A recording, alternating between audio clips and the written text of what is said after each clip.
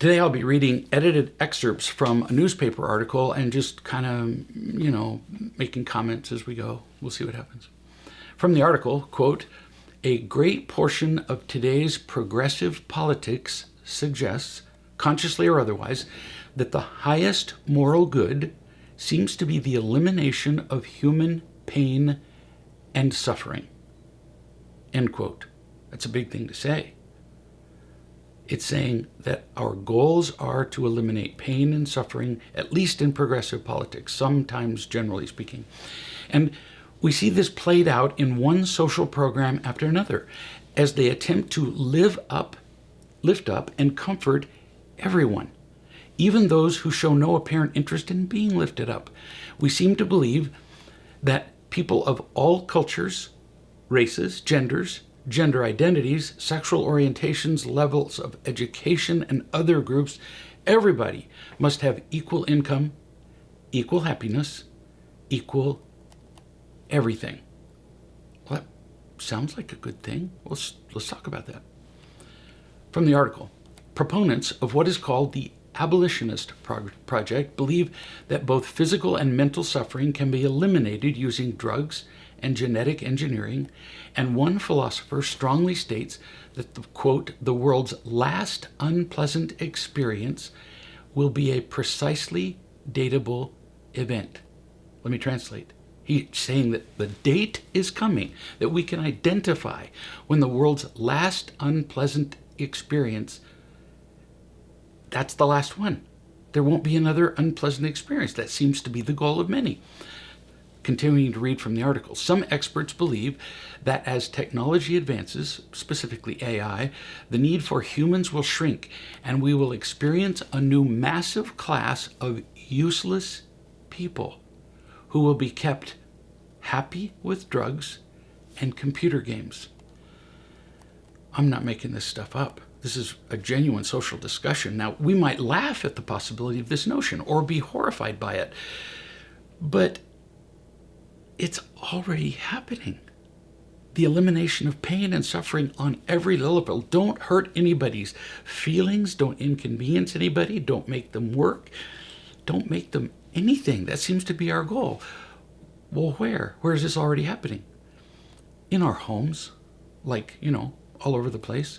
All day I talk to parents from all over the world. That is my central preoccupation, my life's mission. I talk to parents all day from everywhere. And I follow trends and statistics in newspapers and other articles involving children. 50% of our kids go to sleep at night with a phone touching their body. Why?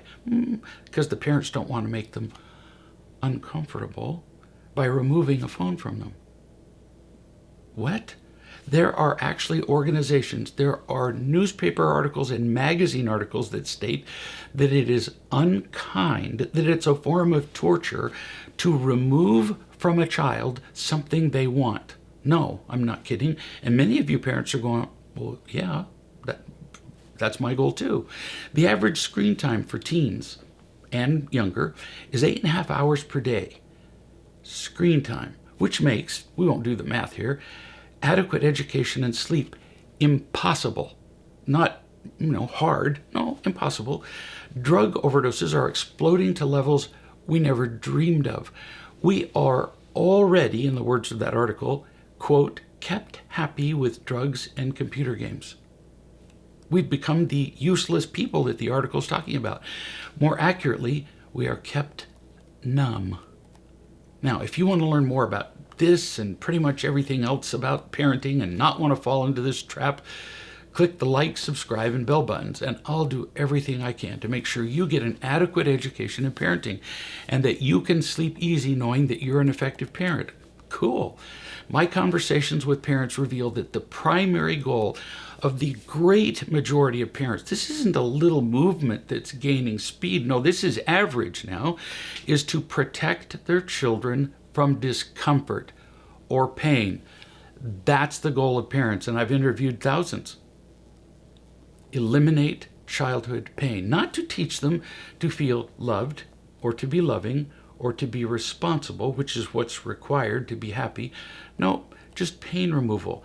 Now, That's a pretty great goal in caring for a pet, a dog, a cat, but not a human child. Why is pain relief not always good? In fact, often bad. Because we need pain. Oh, that's not a popular stance, so I'm going to say it again. We need pain. Pain is information. It's feedback that guides our discovery of faith, strength, growth, resilience, creativity, research, problem solving, resolution, confidence, and genuine lasting happiness. That sounds like a pretty good thing. If anything leads to all those things, resilience, creativity, wouldn't it be a good thing? And pain is required in developing those things. No pain is required in eating ice cream, sitting on the sofa, and doing nothing, and playing video games and using porn. No pain there. But it is through pain that we learn who we are. You want to know who you are? If you're doing nothing and you're experiencing no discomfort, you have no idea who you are. Ask the people who've experienced a lot of pain in their lives, and over they say, I found out who I was. It's through pain that we learn who we are and who we can become. By way of striking contrast, the avoidance of pain leads us to shrink from discovery, run from responsibility, go through your own life and see if this is not true, and withdraw from the reality and even the possibility of meaningful relationships. Without pain, we are pets. We become pets. Why has our parenting disintegrated really, to this low standard of excellence, or not excellence? It's not a mystery. In only a few sentences, here is why we don't know how to parent. We're going to make this really simple right here. Why do we not parent? 1, what our children need most, as much as they need air and water, is to feel loved unconditionally. By far, this is number 1. Most of us parents have never even seen or felt this kind of love. Unconditional love involves no disappointment or anger, ever. Yes, I know that's almost unthinkable. We all live with anger every day and blame other people for it. But this kind of love exists, and that is what children hunger and thirst for. It is that love alone that nourishes and heals them. And it's why I'm sitting here right now talking to you. 2, our children don't get this kind of love. We don't give it to them. It's us, the parents. Instead, we smile and say approving things when they're quiet and responsible, dutiful and respectful when they're good. In our defense, we didn't get unconditional love ourselves as children, so how would we give it? 3, without this love, this real love, our children suffer.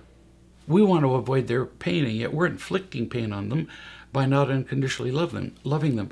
We have an innate thirst for this love. We often can't, almost never, can we name it. But we have to have it, and our children must have this love. So without it, they're in pain. Our children are already in pain. What an irony that we want to avoid inflicting pain on our children, but we're the ones that put them in pain because they're already there without enough love. 4, then, in their pain, they will act out in response with anger, whining, defiance, cutting, bullying, lying, withdrawing, entitlement, addictions to phones, video games, porn, blah, blah. All the behaviors that we say are problems. So we're going to back up. That's number 4 through 3, 2, 1. Why are our children behaving this way? Because we didn't know how to love them. There's no blaming here. We just didn't know how. Why does this particular person keep crashing an airplane? Never took flying lessons? I'm going to go for that. Why do our children keep having problems? Never got life lessons? I'm going to go for that. The child's not innately flawed. There's only one thing left. Us. We didn't teach them. We can blame the teachers and the government, but it's not true. 5, when kids act up, we hate it. We're not able to identify their pain clearly in words, neither are they. So they, instead of articulating their pain, no child comes up to a parent and says, Mom, I'm not feeling unconditionally loved, and that's why I'm acting badly. No child does that. So instead of being able to say it, they scream their pain at us with all the behaviors that I just listed. And because those behaviors are very uncomfortable, painful to us as parents, we react just as badly as the kids. We don't react by unconditionally loving them because we don't know how to do that. So we respond with every trick we know to make them comfortable. Why do we make our kids comfortable? Because we love them? No, because their discomfort makes us uncomfortable. So we give them stuff to silence their pain. We avoid hearing their anger and disapproval by soothing them, enabling them, controlling them, giving them stuff. And these tricks do briefly work. And that's why we say we're good parents. Well, my children are not in trouble. No, not highly visible trouble. They're just in the next room using video games and porn and YouTube. And so, of course, they don't cause any trouble. They're addicts, and we're the dealers. So the tricks briefly keep them silent. But if your goal is to keep a child silent, well, then they become a pet. But as we do these things, we further starve our children. So their suffering continues and then breaks out eventually, always, as depression, anxiety, cutting, suicidal thoughts, inability to have relationships, and on and on. And we hate all those things. And it turns out we caused them. It's one of life's great paradoxes that as we claim to love our children, we're actually making genuine love impossible for them to feel because they're drugged. They're doped up by the drugs that we're giving them. Devices, phones, and so on. Drugged up like that, they can't feel anything. Most of us parents have no idea what unconditional love is. We never got it. So instead of loving them, we settle for protecting them from pain. We're back to pain again. We turn them into pampered pets. We soothe them with devices, screen time, entertainment, and all these indulgences. We shield them from responsibility and difficulty and risk. We protect them to death. We kill them. But it turns out that that feeling love necessarily requires risk. Risk of what? Risk of pain. It isn't risk unless there's pain involved. Risk of ice cream? No, that's not what we say. Risk of pain. We can't feel love or give it without vulnerability. You can't feel loved unless you're vulnerable, which is just another word for risk. What do you think vulnerable is? It's opening myself to what? Well, love, but first risk. That's why people don't get vulnerable. Our children can't be happy without the trifecta of feeling loved, being loving, and being responsible. And all three of those conditions require the faith, strength, growth, resilience, creativity, problem solving, and all that we just talked about. Pain is the information that guides us in the development of all those life-giving qualities. In other words, we can't teach our children about love and responsibility without the risk of pain. There it is, one sentence. Can't teach them happiness without a risk of pain. If we only protect them from pain, we strip from them the sometimes uncomfortable experiences that lead to genuine, lasting unhappiness. It's understandable that we fall into this trap of no pain being a substitute for love. In our society, we're obsessed with no pain. Medications, legal and not, to reduce pain are everywhere. We can't even tolerate the discomfort of an imperfect physical appearance. So we use surgery, cosmetics, Photoshop, and other gimmicks to eliminate the pain of any disapproval on that account, appearance. The article cites a couple of other glaring examples of pain avoidance. Quote, the societal acceptance of abortion promotes the idea that both, we're just going to go off the social rails here as we talk about two third rail things, parenting and abortion. The social acceptance of abortion promotes the idea that both men and women should never have to deal with the sometimes painful consequences of sex outside of marriage or even within marriage. Another example, they said death can now be a programmable event, as medically assisted suicide has become accepted in Canada and parts of the US, in large part because of the desire to relieve the dying from suffering. And I don't want to see people suffer as they die. You're kidding me? But now reports indicate that some people have opted for assisted suicide solely on the basis of the emotional discomfort, pain of depression or despair. Like, I think I'm going to be homeless. Well, then I'll just have myself killed. No pain, no pain, no pain. The theme is uniform. No more pain, which fails to recognize that only as we learn to respond to pain do we develop the qualities that define a fulfilling life. To make this undeniably obvious, imagine a life without pain. Picture this with me. We'd be those useless people we talked about earlier, genetically modified, drugged up, and living in environments where no painful surprises are possible. Is that what we want? Is that even living? William Golding was the Nobel Prize winning author of the book Lord of the Flies, and he said he used to believe that social programs could create perfect mankind. Quote, that a correct structure of society would produce goodwill. If society was just made right, well, then we'd all be good. He continues, and that therefore you could remove all social ills by simply reorganizing society, which is what we're doing. So what we're doing today is trying to reorganize society so that we're all happy. But with experience, William Golding changed his mind, and he realized that individuals, we make our own choices as individuals. We create our own good and evil. And he said the shape of a society must depend on the ethical nature of the individual. End quote. And where do reliable and good ethics come from? From people who are loved and loving, from people who know what love feels like and can give it to others even when they're uncomfortable.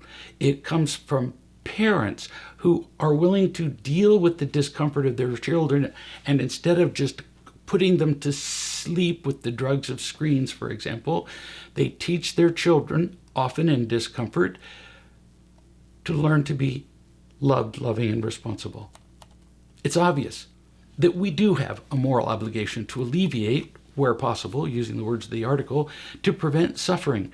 But when the obliteration of all pain, both physical and emotional, becomes an overriding goal to the point of numbly diminishing the value of life, maybe it's time to step back and reevaluate the project. End quote. Pain elimination doesn't just diminish the value of life, like the article says, it erases it. Further, when the ways we eliminate pain become a problem themselves, like addiction, and we can't easily give up those means of pain elimination, well, that's the definition of addiction. In his book, The Problem of Pain, C.S. Lewis wrote that there isn't much life to be had without pain, however bitter that pill is to swallow, end quote. Try to exclude the possibility of suffering. He says, if you try to exclude the possibility of suffering, which the order of nature and the existence of free wills involve, you find that you have excluded life itself. Let me translate C.S. Lewis. If you eliminate all pain, you eliminate life. That's what he said. He just says it really flowery. And he recognized that we're torn because he stated that he himself would crawl through sewers to find a means to end his own pain in some circumstances. He recognizes that pain elimination is so tempting. He gets it. But we have to rise above that, because such a life will be completely devoid of meaning and joy. The crusade against pain as well as meaning might ultimately bring more painful consequences than we could possibly know. There's only one way for us to find meaning and joy, and it's not the alleviation of pain.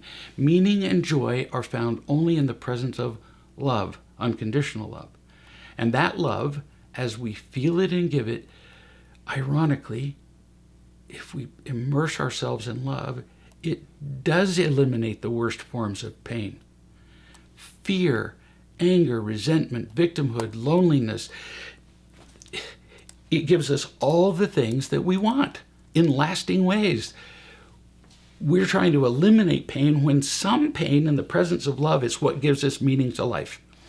We can find this often elusive kind of love for ourselves and our children. We must do that. How do you do it? Go to reallove.com and learn how. You will not believe how your life will change and how you'll change your family as you learn about real love.